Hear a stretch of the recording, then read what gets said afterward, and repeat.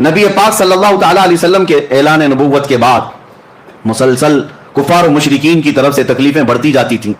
ہر دن ایک نیا فتنہ, ہر دن صحابہ کی آزمائش.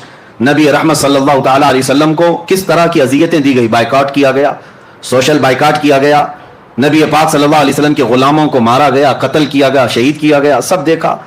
نبی پاک صلی اللہ تعالیٰ علیہ وسلم نے اعلان نبوت کے 10ویں سال کے بعد غمگین تھے, آپ کا قلب اطہر غمگین تھا. اللہ رب العزت نے یہی 26ویں رجب کا دن گزار کر کے جو 27ویں شب آئی, جبرائیل امین کو بھیجا کہ جاؤ, میرا محبوب کبیرہ خاطر ہے, میرا محبوب غمگین ہے, میں محبوب کو دنیا کی نہیں اپنے قرب کی لذتیں دینا چاہتا ہوں. ہم اور آپ پریشان ہوتے ہیں تو ہمارے دل کو بہلانے کے لیے کئی جگہ ہیں, کوئی پہاڑ کے اوپر جائے, کوئی سمندر کے کنارے جائے, کوئی باغیچے میں چلا جائے. یہ ہمارے اور تمہارے دل بہلانے کی جگہ ہو سکتی ہیں, لیکن اللہ کا محبوب جب غمگین ہو تو اس رسول کو دل بہلانے کے لیے اللہ نے دنیا کے کوئی مقامات نہیں رکھے. فرمایا سیدھے محبوب کو بلاؤ اور جنت کی سیر کراؤ اور عرش و کرسی لوح و قلم دکھاؤ, اور پھر لامکاں کی سیر کے بعد رب ذوالجلال کے قرب کی لذتیں دی جائے. میرے آقا صلی اللہ تعالیٰ علیہ وسلم کو کس طرح بلایا گیا؟ ہم اور آپ اگر دوست ہیں, بلانے کے کئی طریقے ہیں. میں خط بھیج کر کے بلا سکتا ہوں آپ کو, ٹیلی فون کر کے بلا سکتا ہوں, میسج دے کر کے بلا سکتا ہوں. یہ ایک بلانے کا ایک طریقہ یہ ہے. یا تو پھر آپ کو بلانے کے لیے بہت اعلیٰ محبت کا تقاضا یہ ہوتا ہے کہ اعلیٰ محبت کا تقاضا اپنی طرف سے کسی ایک کو قاصد بنا کر بھیجوں, اپنا معتمد کوئی ہو اسے قاصد بنا کر بھیجوں اور کہوں کہ آ جائیے آپ تشریف لائی. یہ عزت کا اعلیٰ درجہ ہوتا ہے. اور اس سے بھی اعلیٰ درجہ یہ ہوتا ہے کہ چل کر نہ ہو, میں سواری بھی میں ہی بھیجتا ہوں. یہ محبت کا اعلیٰ درجہ ہوتا ہے. رب تبارک و تعالیٰ معراج کی رات جب اپنے محبوب کو بلایا, ویسے تو قرآن کی آیتیں ڈائریکٹ اتر رہی تھی, اللہ تبارک و تعالیٰ وہی فرما دیتا محبوب آ جاؤ میرے پاس. نہیں, عظمت اور محبت کا تقاضا یہ تھا, کائنات میں فرشتوں میں سب سے اعلیٰ جو اعلیٰ میں فرشتہ ہے وہ سید الملائکہ جبرائیل امین کو بھیجا گیا. جبرائیل امین کو بھیجا گیا اور ساتھ میں براق سواری کو بھی بھیجا گیا. محبوب میرا جبرائیل کے اٹھانے کے بعد براق پر سواری کرتے ہوئے آئے, ورنہ میرے آقا صلی اللہ علیہ وسلم کو براق کی بھی ضرورت نہیں تھی, براق سواری کی بھی ضرورت نہیں تھی, کیونکہ براق ایک سواری ہے. آخر میں آپ معراج کے واقعے میں سنیں گے, براق سواری بھی ایک جگہ جا کر کے رک گئی, اس کی لمٹ ختم ہو گئی. اس کے بعد کون چلا؟ سدرا سے بھی آگے کون گیا؟ جبرائیل امین سے پوچھو, وہاں سے بھی آگے کون گیا؟ ضرورت نہیں تھی, لیکن یہ عظمت ہے, یہ عزت ہے. حضور پاک صلی اللہ تعالیٰ علیہ وسلم سے اللہ تبارک و تعالیٰ جو محبت فرماتا ہے اس محبت کا تقاضا ہے. اب نبی پاک صلی اللہ علیہ وسلم کی حدیث سنتے ہیں. حضور نے خود فرمایا, میں حتیم حرم میں یا حرم کا جو حصہ ہے مطاف, وہاں پر حضور صلی اللہ تعالیٰ علیہ وسلم آرام فرما رہے تھے. جبرائیل امین رات کے وقت آئے, 3 مرتبہ حضور پاک صلی اللہ علیہ وسلم کے پاس وہ آئے, اور تیسری مرتبہ حضور صلی اللہ تعالیٰ علیہ وسلم جب بیدار ہوئے تو عرض کیا کہ آقا رب ذوالجلال آپ کو اپنے جلوہ خاص میں دعوت دے رہا ہے, آپ چلیں سفر پر. حضور کو اٹھایا اور اتنا ہی نہیں بلکہ چاہے زمزم کے پاس لے جا کر حضور پاک صلی اللہ علیہ وسلم کا سینہ اطہر چاک کیا گیا, آپ کا دل مبارک نکالا گیا, اور جنت کی ایک تشتری میں انوار و تجلیات سے بھرا ہوا پانی تھا. اس پانی سے رسول کریم صلی اللہ علیہ وسلم کے قلب اطہر کو دھویا گیا, پھر دوبارہ آپ کے سینے مبارکہ میں رکھا گیا, اور اس کے بعد پھر جبرائیل امین نے عرض کیا براق سواری آپ کے لیے تیار ہے. نبی پاک صلی اللہ تعالیٰ علیہ وسلم جب براق کے پاس گئے, یہ سواری نہ پہلے آپ سے کسی کو دی گئی اور نہ قیامت تک کسی کو دی جائے گی. وہ رسول کریم صلی اللہ علیہ وسلم کا خاصہ ہے. وہ براق کیسی سواری تھی خود حضور فرماتے ہیں, خچر سے تھوڑا سا چھوٹی اور گدھے سے تھوڑا سا بڑی, خچر اور گدھے کے درمیانی حصہ تھا. اور اس سواری پر جب حضور صلی اللہ علیہ وسلم تشریف لے جانے لگے, وہ شوق سے اچھل کود کرنے لگا. جبرائیل امین علیہ الصلوۃ والتسلیم نے ارشاد فرمایا, براق تجھے معلوم نہیں سید الانبیاء تجھ پر سواری کر رہے ہیں. براق نے یہی کہا کہ اسی شوق میں اور اسی مست و شادمانی میں میں رقص کنا ہوں. اور نبی پاک صلی اللہ علیہ وسلم اس پر جب سوار ہوئے تو اس براق کی تیز رفتاری کا عالم یہ تھا, جہاں تک نظر پڑتی ہے اس کا پہلا قدم ہوا کرتا. اب وہ سواری سے میرے آقا صلی اللہ تعالیٰ علیہ وسلم نکلے, اور آپ کے سفر کی جو پہلی منزل تھی وہ بیت المقدس. تقریباً مکہ مکرمہ سے بیت المقدس کا سفر 1400 کلومیٹر کے فاصلے پر ہوتا ہے, 1400 یا 1500 اس وقت کے میل کا حساب جو بتایا گیا ہے. عزیزان گرامی, جب رسول کریم صلی اللہ تعالیٰ علیہ وسلم وہاں پر تشریف لے گئے, میں ایک ایک چیز پر آپ توجہ دیں. جبرائیل امین دروازے کے باہر کھڑے ہو گئے اور حضور صلی اللہ علیہ وسلم اپنی سواری سے اترے.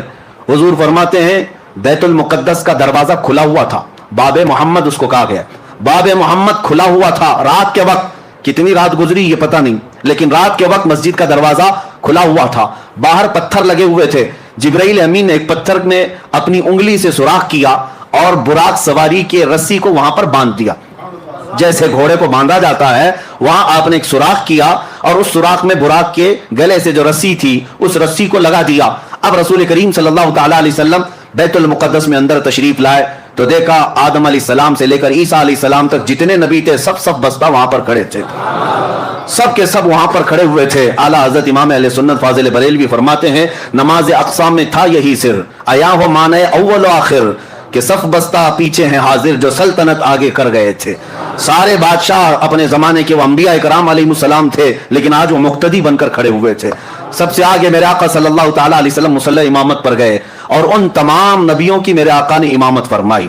وہ کون سی نماز تھی؟ معراج کی شب حضور صلی اللہ علیہ وسلم نے جو انبیاء کو پڑھائی, یہ نماز امتیوں کی نمازوں کی طرح نہیں ہے, وہ نبیوں کے لیے خاص نماز تھی. اس جماعت کا امام بھی خاص تھا اور مقتدی بھی خاص تھے.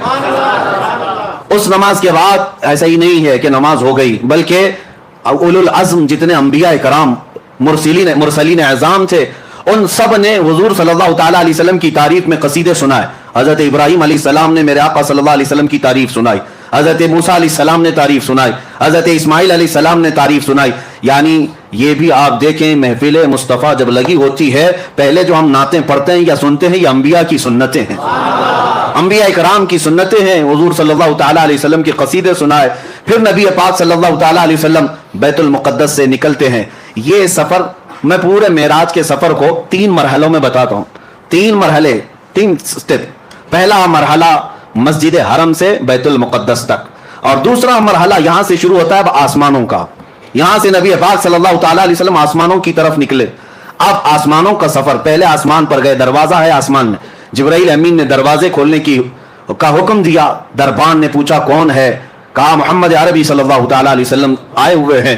دروازہ کھول دیا گیا. پہلے آسمان پر جب گئے وہاں حضرت آدم علیہ السلام سے میرے آقا کی ملاقات ہوئی. وہاں پر ملاقات کے بعد دوسرے آسمان پر حضور صلی اللہ علیہ وسلم تشریف لے گئے.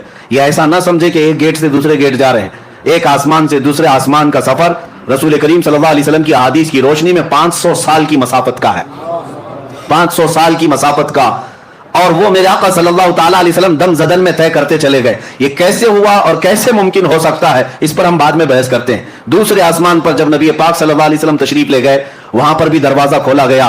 دوسرے آسمان پر عیسیٰ علیہ السلام اور یحییٰ علیہ السلام سے ملاقات ہوئی. تیسرے آسمان پر گئے رسول کریم صلی اللہ تعالی علیہ وسلم, وہاں حضرت یوسف علیہ السلام سے ملاقات ہوئی. چوتھے آسمان پر گئے نبی پاک صلی اللہ تعالی علیہ وسلم کی وہاں پر ملاقات حضرت ادریس علیہ السلام سے ہوئی, حضرت ہارون علیہ السلام سے. پانچویں آسمان پر حضرت ادریس علیہ السلام سے ملاقات ہوئی. چھٹے آسمان پر اولو العزم پیغمبروں میں سے سیدنا کلیم اللہ موسیٰ علیہ السلام سے ملاقات ہوئی. ان کے بعد پھر 7ویں آسمان پر پہنچے. ہر آسمان کی شکل الگ, ہر آسمان کی حیت الگ, ہر آسمان کے دروازے الگ, ہر آسمان میں فرشتے بھی الگ. 7ویں آسمان پر جب گئے نبی پاک صلی اللہ علیہ وسلم نے دیکھا ابو الانبیاء حضرت ابراہیم علیہ السلام وہاں پر تھے, ان سے ملاقات ہوئی. نبی پاک صلی اللہ تعالی علیہ وسلم نے سب سے ملاقاتیں کی, سب سے بات چیت بھی فرمائی. اور اس کے بعد سدرۃ المنتہا پہنچے. سدرۃ المنتہا کیا ہے؟ ایک بیری کا درخت, ایک ایسا درخت جس کی لمبائی چوڑائی کو تم تصور میں بھی نہیں لا سکتے, تصور میں بھی نہیں لا سکتے. یہ پوری دنیا اس کے ایک پتے کے برابر بھی نہیں, پوری دنیا اس درخت کے پتے کے برابر نہیں. سدرۃ المنتہا وہ ایک جھاڑی ہے جس کے ارد گرد اللہ کے تمام فرشتے ہیں. سدرۃ المنتہا یہ جبرائیل امین علیہ الصلوۃ والتسلیم کا آخری مقام ہے. وہاں پہنچنے کے بعد اب جتنے فرشتے اللہ تعالیٰ کے ہیں سب ہجوم در ہجوم آنے لگے. اور یہ حدیث پاک میں ہے سارے فرشتے آ کر اللہ رب العزت کی بارگاہ میں عرض کرنے لگے, اے مولا آج تیرا محبوب تیرے قرب کے اور تیرے وصال کی لذتیں پانے کے لیے سفر معراج پر آیا ہے, اس سے بہتر موقع ہمیں نہیں ملے گا, ایک بار تیرے حبیب کے دیدار کا موقع عطا کیا جائے. اللہ رب العزت کی طرف سے ملائے اعلیٰ تمام فرشتوں کو اجازت دی گئی. حضور صلی اللہ تعالی علیہ وسلم ارشاد فرماتے ہیں میں سدرۃ المنتہا کے پاس تھا, فرشتے ہجوم در ہجوم آتے اور زیارت کرتے, درود پڑھتے اور نکلتے چلے جاتے. وہ کیسا سما تھا, وہ کیسا نور کا وہ ماحول تھا کہ اس لمحے, یہ کتنے لمحے گزرا, کتنا زمانہ گزرا, ہم میں سے کوئی ادراک نہیں کر سکتا, تصور نہیں کر سکتا. سدرۃ المنتہا کے سفر کے بعد یہ دوسرا مرحلہ ختم ہوا. یہ سیکنڈ سٹیپ 3 स्टेप में मैं बता रहा हूं। तीसरा मरहला सिदरतुल मुंतहा के बाद बुराक को भी छोड़ दिया गया, जिब्राइल अमीन भी वहां रुक गए और हुजूर सल्लल्लाहु अलैहि वसल्लम ने उनसे कहा कि चलो जिब्राइल आगे। तो जिब्राइल कहने लगे लौ दनौतु अनमुलतन, अगर मैं एक राई के दाने के बराबर भी आगे बढ़ जाऊं तो अल्लाह की तजल्ली से मेरे पर जल जाएंगे। इससे ज्यादा की लिमिट नहीं है, इससे आगे नहीं जा सकता। आप तशरीफ ले जाएं, आपका रब आपका हामी और नासिर है। नबी पाक सल्लल्लाहु अलैहि वसल्लम उसके आगे का जो सफर फरमाते हैं। फिर भी अभी एक सवारी लाई गई जिसको रफरफ कहा गया। रफरफ ये बुराक से भी कई हजार दर्जे तेज रफ्तार, बुराक से कई हजार दर्जे तेज रफ्तार। उसमें जब नबी पाक सल्लल्लाहु ताला अलैहि वसल्लम सवार हुए तो जहां तक जिब्राइल की नजरें जाती थी वहां तक रफरफ गया। फिर हुजूर सल्लल्लाहु ताला अलैहि वसल्लम को रफरफ से भी उतरने का हुक्म हुआ। रफरफ से जब आप सल्लल्लाहु अलैहि वसल्लम उतर आए तो उस सवारी को भी छोड़ दिया गया। अब हुक्म हुआ कि अब महबूब अकेले जाएं, इससे आगे अब किसी का सफर नहीं है, अब आप अकेले जाएं। अब जिस जगह मेरे आका सल्लल्लाहु अलैहि वसल्लम गए उसको कहते हैं ला मकान। उसको क्या कहते हैं? ला मकान। ला मकान का मतलब होता है मकान है ही नहीं, जगह है ही नहीं। क्या बोलोगे उसको? उसका नाम क्या है? उसका नाम क्या? अच्छा, और दूसरी बात, वो कहां है, कैसा है, किधर है, ये भी नहीं पता। हम यहां हैं तो हमारे जिहतें हैं, 6 जिहत मशहूर है। जिहत किसको कहते हैं? डायरेक्शंस को। एक सामने, एक पीछे, एक दाएं, एक बाएं, एक ऊपर, एक नीचे, इसको जिहत कहते हैं। सामने होना, पीछे होना, दाएं होना, बाएं होना, ऊपर होना, नीचे होना, ये जिहत है, ये सिमत है। नबी पाक सल्लल्लाहु ताला अलैहि वसल्लम जहां तशरीफ ले गए वहां कोई जिहत ही नहीं, कोई जिहत नहीं। वहां सामने भी नहीं कह सकते, पीछे भी नहीं कह सकते, दाएं भी नहीं, बाएं भी नहीं, ऊपर भी नहीं, नीचे भी नहीं। ये सिर्फ मकान में होता है, ला मकान में नहीं होता।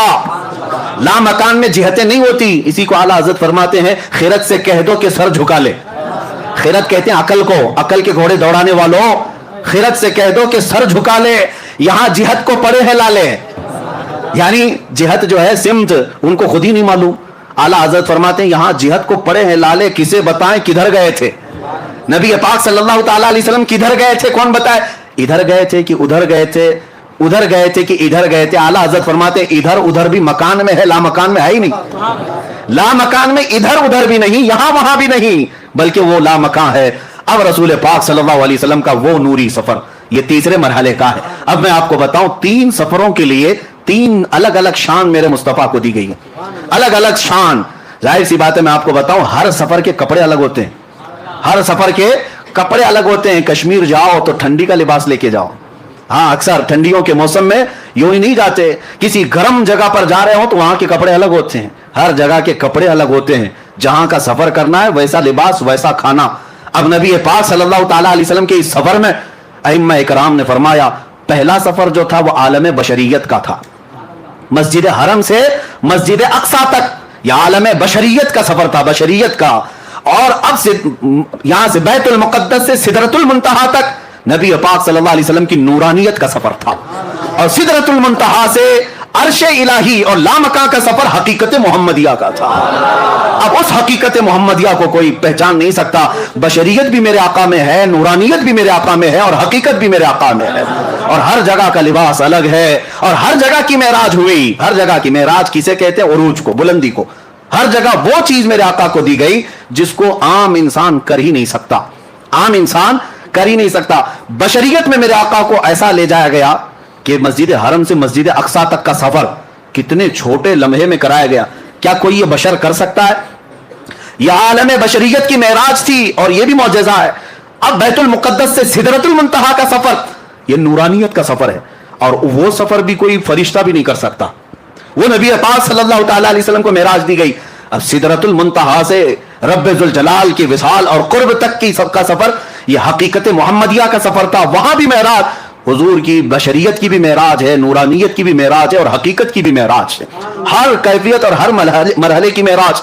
अब ये 3 मरहलों से जो सफर हुआ, अब मैं आपको बताऊं, हुजूर रफ को छोड़कर फिर आगे कैसे गए? आगे कैसे गए? किधर जाते थे, कहां जाते थे? हुजूर पाक सल्लल्लाहु ताला अलैहि वसल्लम फरमाते हैं, तन्हाई की वजह से बेचैनी हुई, घबराहट हुई। किसी को होती है बशरियत का तकाजा हो, या ऐसी जगह पर पहली मर्तबा आमद जो जगह ही नहीं, वहां क्या है? सिर्फ नूर ही नूर है, सिर्फ नूर ही नूर। और नूर का मैं आपको बताता हूं ऐसा कैसे हो सकता है। लोग सोचते हैं ना ऐसा कैसे हो सकता है कि आप कह रहे हैं दाएं भी नहीं, बाएं भी नहीं, आगे भी नहीं, पीछे भी नहीं, ऐसा कैसे? नूर का यही खासा है, नूर का یہی خاصا اس کی اسپیشلٹی یہی ہے. میں ابھی پوچھتا ہوں مسجد میں لائٹ لگی ہوئی ہے, لائٹ تو اوپر ہے, اجالا یہاں ہے. اب مجھے بتاؤ یہ اجالا سامنے ہے کہ پیچھے ہے کہ دائیں ہے کہ بائیں؟ اجالا کدھر ہے؟ کوئی کہہ سکتا ہے؟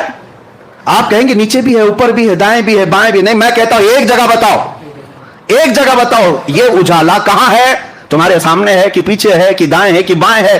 آپ کو مجبوراً کہنا پڑے گا یہ اجالے کی کوئی سمت ہی نہیں ہوتی, یہ اجالے کی کوئی جہت ہی نہیں ہوتی, اس کا ڈائریکشن نہیں, یہ پھیلا ہوا ہے. نبی پاک صلی اللہ علیہ وسلم جس لامقام میں گئے تھے وہ نور علی نور ہے, وہاں کوئی سمت نہیں تھی. اب نبی پاک صلی اللہ تعالی علیہ وسلم جب آگے بڑھنے لگے پھر رک گئے, آگے بڑھنے لگے پھر رک گئے.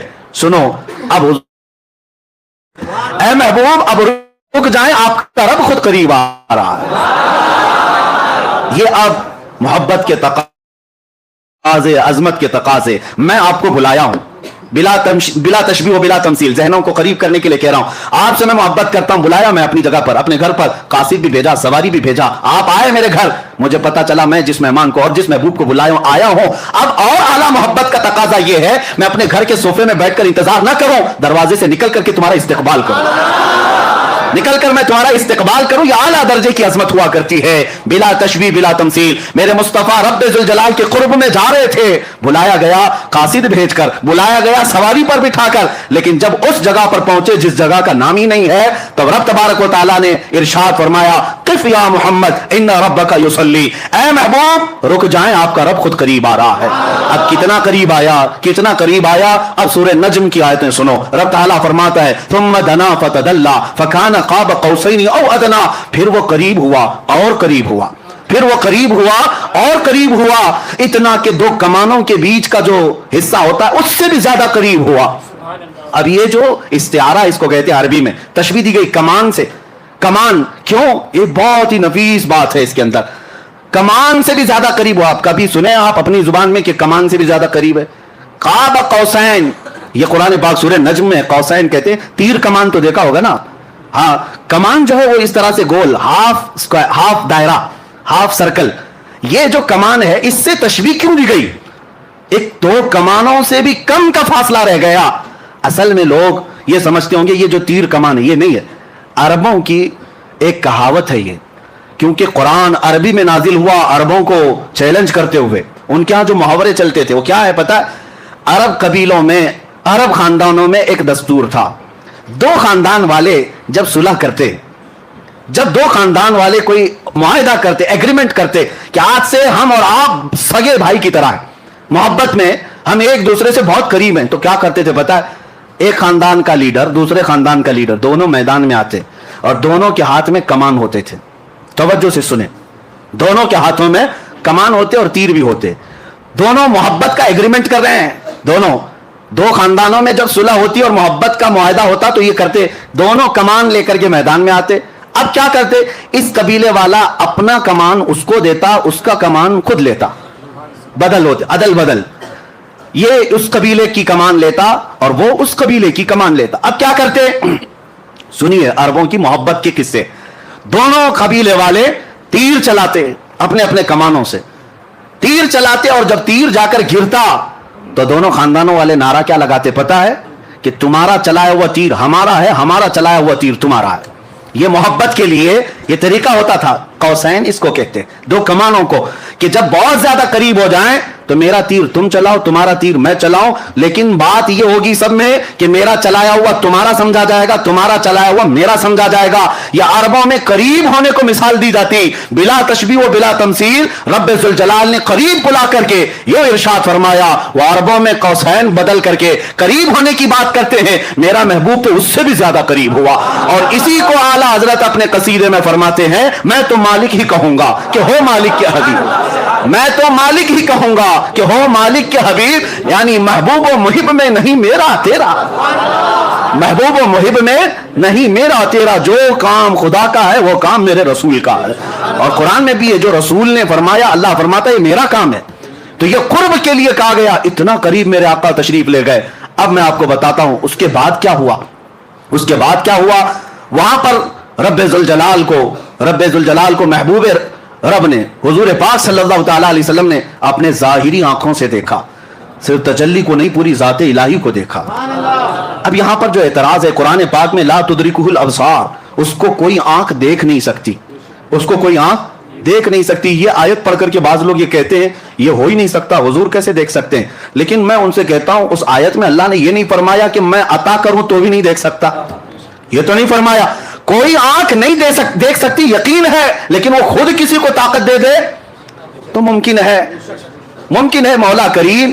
اب میں آپ کو اسی بحث کی طرف لے جاؤں گا، پہلے اس معراج کے واقعے کو کمپلیٹ کرتے ہیں کیونکہ یہ ہمارا دستور ہے، پورا آپ سن لیں۔ قریب اتنا ہوئے، اب اس کے بعد کتنی دیر رہے، کیا باتیں ہوئی، یہ محبوب و محب کے راز ہیں۔ فَأَوْحَى إِلَىٰ عَبْدِهِ مَا أَوْحَىٰ، قرآن میں یہ ہے کہ اللہ نے اپنے حبیب پر وحی کی جو وحی کی، خود رب تعالیٰ نہیں بتایا۔ قرآن میں ہر چیز بتائی گئی ہے، لیکن وہاں اپنے حبیب کو کیا باتیں کی، اللہ فرماتا ہے فَأَوْحَىٰ إِلَىٰ عَبْدِهِ مَا أَوْحَىٰ، اپنے بندے خاص سے جو باتیں کرنی تھی کر لیا، رب ہو گئی باتیں۔ اب اس کے بعد رسول پاک صلی اللہ علیہ وسلم ارشاد فرماتے اللہ عز و جل نے اپنے دست قدرت کو میرے سینے پر رکھا، جس کی ٹھنڈک میں نے اپنے دل میں محسوس کی، اور اس کے بعد میں نے زمین و آسمان کی ہر چھپی ہوئی چیز کو دیکھ لیا، ہر شے میرے سامنے عیاں ہو گئی۔ پھر اعلیٰ حضرت اسی کو فرماتے یا رسول اللہ، سر عرش پر ہے تیری گزر، در فرش پر ہے تیری نظر، ملکوت و ملک میں نہیں کوئی شے وہ جو تجھ پہ عیاں نہیں، اور کوئی غیب کیا تم سے نہاں ہو بھلا، جب نہ خدا ہی چھپا۔ سب سے اعلیٰ دنیا میں کوئی چیز آپ کو لگتی ہو تو آپ اپنے حساب سے عقل سے سوچتے ہوں گے آسمان سب سے بلند ہے فلاں اس سے، لیکن پوری کائنات کو بنانے والا رب العالمین ہے۔ اس رب العالمین کو جب رسول پاک نے اپنی آنکھوں سے دیکھ لیا، خدا دیکھ لیا تو پھر خدائی کیا رہ گئی؟ خدا کو دیکھ لیا تو پھر خدائی کوئی چیز باقی نہ رہی، سب دیکھ لیا میرے آقا صلی اللہ علیہ وسلم نے۔ اب رب العالمین کے جلوے خاص سے جب آنا تھا تب واپس ہوئے، اور کتنے سال تھے، کب آئے، یہ نوری سفر ہے، اس میں کوئی بتا نہیں سکتا۔ واپس جب میرے آقا صلی اللہ تعالیٰ علیہ وسلم تشریف لائے تو آپ کو پتا ہے چھٹے آسمان پر حضرت موسیٰ علیہ السلام سے ملاقات ہوئی۔ اب یہاں پر بھی دیکھیں مہمان کے تقاضے کیا کیا ہوتے ہیں۔ پھر میں آتا ہوں ہماری زندگیوں کے معاملہ، پھر میں یہی کہوں گا بلا تشبیہ و بلا تمثیل، آپ سے محبت کرتا ہوں، بلانا چاہتا ہوں، قاصد بھیجا، سواری بھیجا، آپ آئے، گھر سے نکل کر کے میں آیا، استقبال کیا، آپ آ بھی گئے، بیٹھ بھی گئے، محبت کی باتیں بھی ہوئی، جانے لگے۔ محبت کا ایک اور عظیم اخلاقی اعتبار سے عظمت کی ایک نشانی یہ بھی ہے کہ جب محبوب جا رہا ہو تو خالی ہاتھ نہ جائے، مہمان جا رہا ہو تو خالی ہاتھ نہ جائے، محبوب آئے ہو عرش تک، محبوب آئے ہو معراج میں، جا رہے ہو تو تحفہ لے کر جاؤ۔ اب تحفہ کیا دینا چاہیے؟ میں تو یہی محسوس کروں گا بلا تشبیہ و بلا تمثیل، میں آپ کے مزاج کو دیکھ کر تحفہ دیتا ہوں۔ آپ آئے ہیں، آپ عطر پسند کرتے ہیں، عطر لے کے جائیے، آپ کو کپڑے پسند ہیں، کپڑے لے کر کے جائیے، آپ کو تسبیح پسند ہے، آپ وہ لے کر جائیں۔ ہر ایک آدمی پہلے پوچھ لیتا ہے کہ فلاں کو کیا پسند ہے۔ آپ اپنے گھر میں آنے کے وقت کئی لوگ پوچھتے ہیں کیا میٹھا پسند کرتے ہیں، کیا کھانا پسند کرتے ہیں، یعنی دستور زندگی کا یہ ہے آنے والے کی پسند دیکھی جاتی ہے، اور وہی چیز کھلائی بھی جاتی، وہی چیز دی بھی جاتی۔ لیکن کمال ہے جب رسول پاک صلی اللہ تعالیٰ علیہ وسلم کو رب تعالیٰ تحفہ دے رہا ہے تو رسول پاک کی یقیناً پسند کے مطابق ہی دیا گیا ہوگا، پسند کے مطابق ہی دیا گیا ہوگا۔ اب یہاں سے پتہ چلتا ہے میرے آقا کا کمال، رسول پاک صلی اللہ تعالیٰ علیہ وسلم کو سب سے زیادہ کوئی چیز پسند تھی تو ہم غریب امتی پسند تھے، حضور کی یہی کی پسند ہے، امتی امتی۔ اسی لیے رب ذوالجلال نے تحفہ بھی کیا دیا، محبوب یہ آپ کی امت کے لیے ہے، یہ آپ کی امت کے لیے ہے، آپ لے جائیں۔ نبی پاک صلی اللہ تعالیٰ علیہ وسلم کو تحفہ ان کی سب سے عزیز چیز دی گئی، اسی لیے میرے آقا نے فرمایا جعلت قرۃ عینی فی الصلاۃ، نماز میں میری آنکھوں کی ٹھنڈک ہے۔ دیکھو تحفہ بھی وہی دیا گیا جو رسول کو سب سے زیادہ پسند تھا، اور لے کر کے تشریف لائے۔ تو ابھی جو آپ